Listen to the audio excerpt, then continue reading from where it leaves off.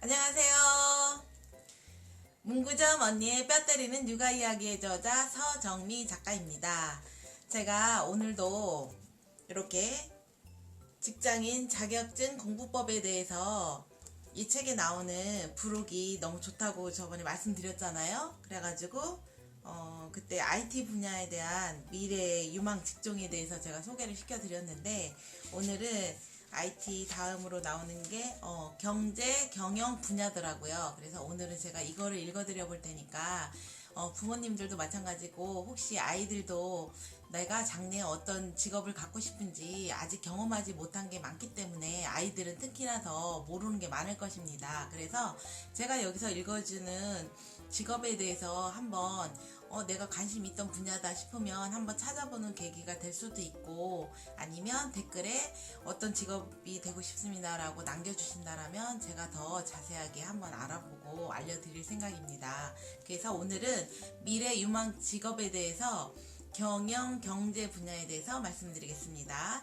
1. 브레인 퀼트. 브레인 퀼트는 숫자와 굉장히 친하게 지내야 하는 직업이다. 숫자로 이루어진 통계를 바탕으로 상품을 설계하고 과연 이익을 낼 수 있을지 분석해서 알맞은 가격을 정하고 시장에 선보이는 것이다.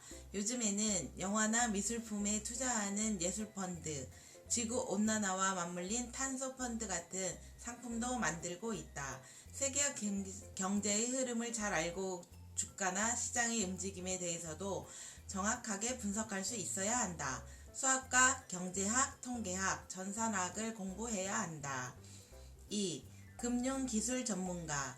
금융기술 전문가는 해당 금융상품 및 산업의 동향에 대한 정보를 수집하고 재무분석, 유망업종 및 유망기업 선정, 주가 전망 및 정보 분석을 담당한다. 개인과 기업의 투자자료, 주식 및 채권 가격, 이율, 기타 투자 정보 등을 조사하고 분석한다. 금융기술 전문가가 되기 위해서는 경영학, 경제학, 회계학, 통계학 등을 전공해야 한다. 3. 대한화폐 전문가. 대한화폐는 현재 유통되고 있는 공인된 국가화폐 외에 개인, 기업, 지방정부에서 만들어져 사용되는 뮤추얼 크레디트 카드, 화폐, 원자재, 물물교환과 같은 화폐 또는 상품을 말한다. 제블린 전략연구소에 따르면 2025년에는 20% 정도의 온라인 국제거래가 대한화폐로 이루어지며 그 비율이 점점 증가할 것이라고 보고 있다. 대한화폐 전문가가 되기 위해서는 경영, 경제, 회계, 무역, 통계학 등을 전공하고 경제 변동에 대한 지식과 외국어 실력도 갖추어야 한다. 4. 매너 컨설턴트. 사람들이 물건을 살 때 상품들이 엇비슷하다면 서비스가 좋은 쪽을 선택할 가능성이 있다. 매너 컨설턴트는 영업직 사원이나 임직원의 고객 서비스 및 국제 비즈니스 매너를 분석하고 문제점을 개선해주는 프로그램을 운영하는 전문가다. 매너 컨설턴트가 되기 위해서는 국제 에티켓, 표정, 메이크업, 헤어, 패션, 제스처, 매너, 자세, 스피치 등 다양한 분야를 공부해야 하고 사회 전반에 관심이 있어야 한다. 5. 오피스 프로듀서. 미래에는 정해진 사무실에서 일하는 것이 아니라 어디서든 일을 하는 사무 공간의 확대가 이루어질 거라고 한다. 오피스 프로듀서는 임대 공간을 예약하고 필요한 시간에 필요한 공간과 설비를 마련해주는 일을 하는 사람을 말한다. 오피스 프로듀서가 되기 위해서는 사무실 경영과 사무실 운영 전반에 대한 다양한 업무 경영을 통해 지식을 쌓아야 한다. 6. 인재관리자. 미래 사회에는 한 건물 가득히 한 회사 사람들이 함께 일하는 그런 식의 대규모 조직은 더 이상 존재하지 않을 거라고 한다. 필수적이고 핵심적인 기능만을 남기고 나머지 업무는 아웃소싱이나 계약, 일시적인 고용으로 이루어지는 프리 에이전트의 사회가 될 거라고 한다. 인재관리사는 수천 명의 개인 자료를 가지고 필요한 프로젝트의 인원을 공급하게 된다. 인재관리자가 되기 위해서는 심리학, 교육학, 사회복지학, 경영학, 경제학, 회계학, 행정학 등을 전공해야 한다. 7. 개인 브랜드 매니저. 미래 사회에서는 사람이 곧 브랜드가 될 것이다. 개인 브랜드 매니저는 인적 자원 공급 회사, 헤드헌팅 회사에서 근무한다. 이들은 개개인의 경력 관리 실패와 성공을 평가해 그에 알맞은 개인 브랜드 패키지를 제공한다. 개인 브랜드 매니저가 되기 위해서는 심리학, 교육학, 사회복지학 등을 공부해야 한다. 8. 세계자원관리자. 세계자원관리자는 복잡한 자원과 인력의 공급, 에너지 무역, 국제적 고객의 수요, 법률적 요소, 전체 비용에 대한 고려, 프로젝트 계획 등에 대한 세계 전략을 구성하는 사람이다.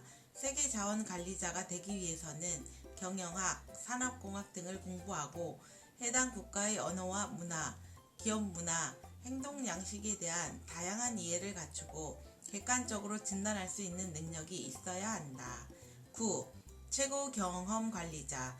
최고 경험 관리자는 고객 경험의 품질에 책임과 의무를 다하는 새로운 종류의 고위 경영진을 말한다. 고객의 입장에서 모든 서비스와 제품을 확인하고 고객에게 최고의 경험을 주기 위해 책임감을 가지고 노력하는 직업이다. 최고 경험 관리자가 되기 위해서는 경영학, 경제학을 전공하거나 기업의 성격에 따라 관련 학문을 전공해야 한다. 10. 창업투자 전문가.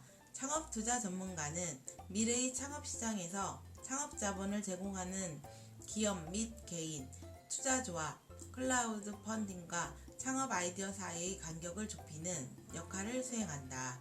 창업투자 전문가가 되기 위해서는 경영학, 경제학, 국제경영학, 국제경제학, 금융보험학, 재무금융학, 통계학 등을 공부해야 하고 투자 신탁이나 자산운용사 등에서 경력을 쌓는 게 좋다.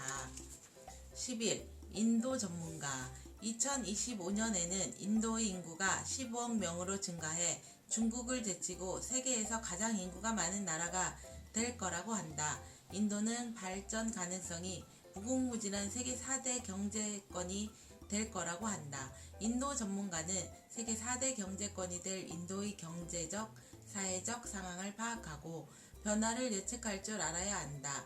경영학, 경제학, 금융, 회계, 세무학, 무역, 유통학, 국제법을 전공해야 한다.